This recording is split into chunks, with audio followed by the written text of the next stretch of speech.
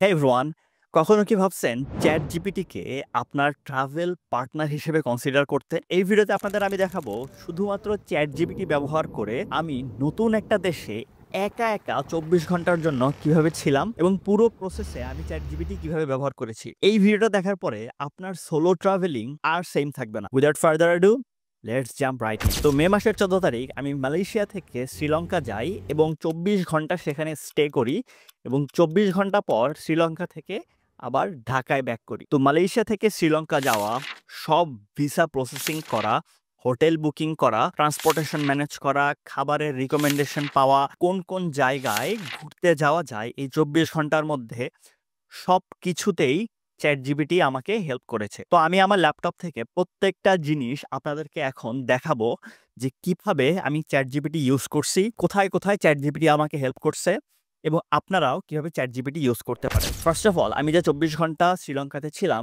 এই ২৪ ঘন্টা কিন্তু ট্রানজিট না। আমি ইন্টেনশনালি মাল্টি সিটি টিকেট কেটেছিলাম যেন একটা দেশ এক্সট্রা ঘুরতে পারি। তাই আমি ফার্স্টে কনফিউজ ছিলাম, আমার কি ট্রানজিট ভিসা কাটা উচিত নাকি ট্যুরিস্ট ভিসা কাটা উচিত। তো যে বলা সেই কাজ, আমি আমার টিকেটটা ChatGPT-কে দেই, দিয়ে ওভারঅল জিনিসটা আমি এক্সপ্লেইন করি। আমি যে একদিন পারপাসফুলি থাকতেছি, একদিনের জায়গায় আমি চাইলে ২ দিন বা ৩ দিনও সিলেক্ট করতে পারতাম। পুরো সিচুয়েশনটা ChatGPT-কে আমি খুলে বলি। ChatGPT আমাকে গাইড করে যে তুমি ট্যুরিস্ট ভিসা কাটো। ChatGPT বলাতে আমি আসলে ট্যুরিস্ট ভিসাটা কাটি। তারপরে যেটা হয়, শ্রীলঙ্কাতে ট্যুরিস্ট ভিসার জন্য $২১ দিতে হয়। তাই $২১ দিয়ে আমি অনলাইনেই আমার ইটিএ কনফার্ম করে ফেলি। এবার যেহেতু আমার ভিসা কনফার্ম, যেহেতু আমি ভোরবেলায় রওনা দিয়ে ঢাকায় চলে আসব, তাহলে আমার যে ডেস্টিনেশনটা হবে বা যেখানে আমি হোটেলটা বুক করব, সেটা যেন এয়ারপোর্ট থেকে খুব কাছে হয়, যেন ভোরবেলা আমি খুব তাড়াতাড়ি চলে আসতে পারি। তাহলে এবার আসতেছে হোটেল বুকিং। হোটেল বুকিংয়ের জন্য আমি Booking.com ইউজ করি। Booking.com থেকে বেশ কিছু হোটেলস আমি সিলেক্ট করি, সর্ট আউট করি এবং আমি কনফিউজ ছিলাম ৩টা হোটেল নিয়ে। সেই ৩টা হোটেলের ডেস্টিনেশন, লোকেশন সবকিছু আমি ChatGPT-কে দেই। দিয়ে ChatGPT-কে বলি, "তুমি আমাকে ডিসাইড করে দাও যে কোন ডেস্টিনেশনে আমাকে থাকতে হবে। আমার প্রায়োরিটি হলো আমি ভোরবেলা যেন এয়ারপোর্টে খুব তাড়াতাড়ি চলে আসতে পারি, যেন আমার ফ্লাইটটা মিস না হয়ে যায়।" তো সেই অনুযায়ী ChatGPT আমাকে একটা হোটেল সিলেক্ট করে দেয়। ও যখন আমাকে বলে যে, "এই হোটেলটা তুমি সিলেক্ট করতে পারো, এটা হলো গিয়ে গুড টু গো", আমি সুন্দর মতো সেই হোটেলটাও বুকিং দিয়ে দেই। তার মানে আমার এখন ভিসা কনফার্ম হইলো, হোটেল বুকিং কনফার্ম হইলো। এবার আসতেছে ২৪ ঘন্টা আমি কি করব? আমি বেশ কয়েকটা YouTube ভিডিও দেখছি। ভিডিও দেখার পরে শ্রীলঙ্কায় মানুষ কোথায় কোথায় ঘুরতে যায় সেই জিনিসগুলো দেখছি। দেখার পরে আমি বেশ কয়েকটা ডেস্টিনেশন সিলেক্ট করি। সিলেক্ট করে ChatGPT-কে আমি বলি, এইটা হলো গিয়ে আমার হোটেল লোকেশন। এইখান থেকে আমি কোন কোন ডেস্টিনেশনে কাছে হবে এবং আমি ঘুরতে যাইতে পারবো। ChatGPT আমাকে ৪টা ডেস্টিনেশন সিলেক্ট করে দেয়। নিগাম্বো বিচ, লোটাস টাওয়ার, গলে ফেস গ্রিন এবং জামিউল আলফার মস্ক। এই ৪টা ডেস্টিনেশন আমি একদিনে ঘুরতে পারবো এবং আমি এই ৪টা ডেস্টিনেশন ঘুরছিও। তো ChatGPT আমাকে যেভাবে হেল্প করলো, আমার ডেস্টিনেশন থেকে কোথায় কোনটা কত দূরে হবে সেইটা ও ক্যালকুলেট করছে। আমার হাতে যে সময়টা ছিল সেই সময়ের মধ্যে আমি সবকিছু কাভার করতে পারবো কিনা সেই জিনিসটাও আমাকে হেল্প করছে। তো এই তো গেল কোন কোন ডেস্টিনেশন সিলেক্ট করা যায়, কোথায় কোথায় ঘুরতে যাব সেই জিনিসটা আমি সিলেক্ট করে ফেলছি। এখন আসতেছে এই প্রত্যেকটা জিনিস আমি আমার রুমে বসেই সিলেক্ট করে ফেলছি ChatGPT-র সাথে কথা বলে। এবার আসতেছে আসল ঘুরতে যাওয়ার পালা, যেটা হলো গিয়ে সবচেয়ে ট্রিকি পার্ট। কারণ ঘরে বসে বসে ভাই সবাই জানতে পারে, কিন্তু যখন আপনি মাঠে নামবেন তখনই গিয়ে আসলে স্ট্রাগল গুলো ফেস করা শুরু করবেন এবং তখন গিয়ে ChatGPT আপনাকে হেল্প করতে পারে কিনা সেটাই আসলে দেখার বিষয়। তো শ্রীলঙ্কার জন্য আমার ফ্লাইট ছিল সকাল 8:30টার দিকে। তো আমি প্রায় ভোর 5টার দিকে রওনা দিয়ে ফেলি। যেহেতু মালয়েশিয়া আমার অচেনা, ChatGPT-র সাথে আমি কথা বলে নেই। সকালবেলা আমার হাতে অপশন আছে ২টা। একটা হলো গিয়ে আমি চাইলে উবারের মতো গ্র্যাব আছে ওদের দেশে, সেই গ্র্যাব নিতে পারবো এবং ২ আমার হাতে মেট্রো নেওয়ার একটা অপশন আছে। ChatGPT ২টাই এনালাইসিস করে কত সময় লাগবে, কত ভাড়া লাগবে, এইভাবে এনালাইসিস করে সে খুব সহজে আমাকে বলে যে তুমি মেট্রো নিতে পারো। মেট্রো নিলে তুমি আরামসে পৌঁছায় যাবা। তো আমাকে যেভাবে বলছে সেভাবে আমি মেট্রো নেই। মেট্রো নিয়ে এখন আমি মেট্রোতে এই দিকে যাব না ওই দিকে যাব সেটা নিয়ে একটা কনফিউশন ছিল। আমি সুন্দর মতো একটা ছবি তুলি। ছবি তুলে ChatGPT-কে বলি, "আমি কি ঠিক প্ল্যাটফর্মে আছি?" ChatGPT দেখে আমাকে বলে, "হ্যাঁ, তুমি ঠিক প্ল্যাটফর্মেই আছো। তুমি যেখানে আছো সেখান থেকে নেক্সট কোন স্টেশনে নামবা, কয়টা স্টেশন পরে নামতে হবে সেই জিনিসগুলো আমাকে কনফার্ম করে।" তো মালয়েশিয়াতে KLIA ট্রানজিট একদম এয়ারপোর্টের ভিতরে গিয়েই নামে। তো আমি এয়ারপোর্টের ভিতরে গিয়ে নামি। নামার পরে এখন আমি যাব কই? বোর্ডিং পাস তো নিতে হবে। আমি আমার চারপাশের কয়েকটা ছবি তুলে আমি ChatGPT-কে দেই। দিয়ে আমি বলি যে, "আমি এখন এইখানে আছি। এবার আমি যাব কোথায়?" ও আমাকে সুন্দর মতো গাইড করে বলে দেয়, তুমি ৫ তলায় চলে যাও, ৫ তলায় গেলে তুমি ডিপার্চার পাবা, ওখান থেকে তুমি যাইতে পারবা। আমি কাউকে জিজ্ঞেস করি নাই। আমি যে কাউকে কিন্তু চাইলে জিজ্ঞেস করতে পারতাম যে, আমি এখানে আছি, আমি হলো গিয়ে দেশের বাইরে যাচ্ছি, কোথায় যাব? কোথায় গিয়ে বোর্ডিং পাস কালেক্ট করব? আমি ইনটেনশনালি কাউকে জিজ্ঞেস করি নাই। আমি শুধু আমার স্মার্টফোন এবং চ্যাটজিপিটির উপরেই রিলাই করছি। চ্যাটজিপিটি আমাকে যেভাবে বলছে সেভাবে আমি বোর্ডিং পাস নিতে যাই। বোর্ডিং পাস নিতে গিয়ে আমি তখন আবার একটা ছবি তুলি। ছবি তুলে বলি, আমি কি ঠিক লাইনে আছি? এই লাইনেই কি শ্রীলঙ্কার ট্রাভেল পাসটা দিবে? ও বলছে হ্যাঁ, বোর্ডিং পাসটা দিবে। এবং আমি একটু কনফিউজ ছিলাম। আমার লাগেজটা একটু হেভি হয়ে গেছিল। আমার হলো ৩০ কেজি ছিল এবং আমার লাগেজটা একটু ৩০ কেজির চাইতে বেশি আমার কাছে মনে হইতেছিল।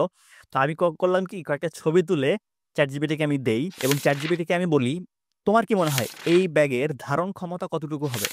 ও বলল যে এই ব্যাগ যদি একবারে ভরে ফেলো তাহলে তোমার ধারণ ক্ষমতা ৩০ থেকে ৩৫ এর মধ্যেই হবে।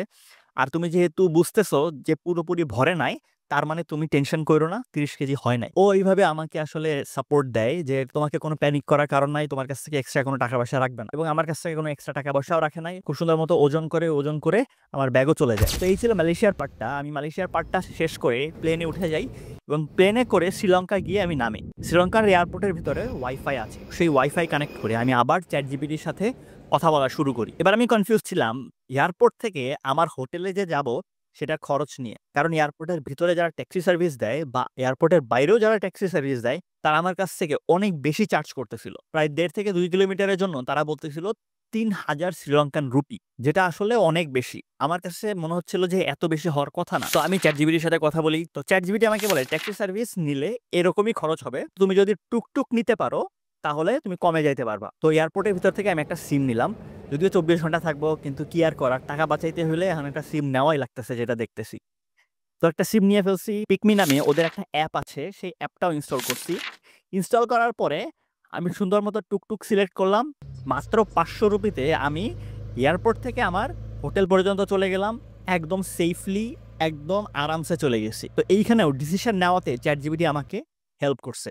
এরপর থেকে জার্নিটা মোটামুটি স্মুথ ছিল, কারণ জাস্ট পিকমি অ্যাপ থেকেই আমি যেখানে গেছি সেটা বুক করছি, বুক করে খুব আরামসে চলে যেতে পারছি। একটা ঝামেলা হয়েছিল, শ্রীলঙ্কান এয়ারপোর্টে আমি আমার লাগেজটা পাই নাই।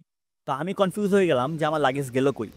যেহেতু আমার মাল্টিসিটি টিকিট ছিল এবং পরের দিনই আমি আবার বাংলাদেশে ব্যাক করতাম, তাই মালয়েশিয়াতে যে আমি লাগেজ বোর্ডিং করছি সেই লাগেজ আমি ঢাকায় এসে পাবো।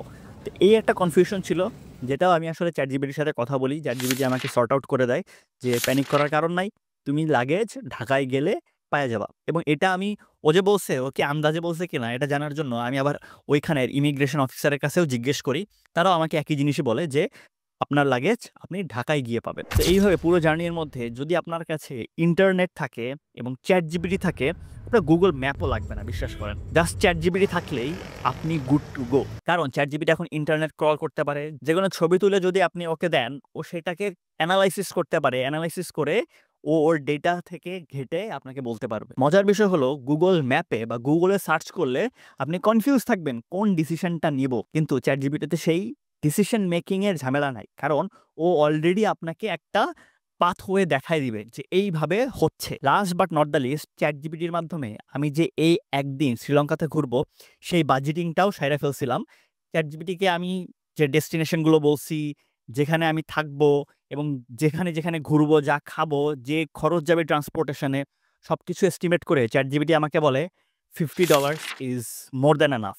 যেখানে আমার খরচ হয়েছে $৪১। তার মানে আমি আমার বাজেটের মধ্যে ঘুরেও আসছি চ্যাটজিপিটি যে এস্টিমেশনটা দিচ্ছে। তাই আপনারা যদি কোথাও ঘুরতে যান, আপনাদের যদি ইন্টারনেট কানেকশন থাকে, কোথাও কনফিউজ হয়ে যান, মানুষজনের সাথে ভাষা মিলতেছে না, এইসব সিচুয়েশনে ChatGPT is your best partner.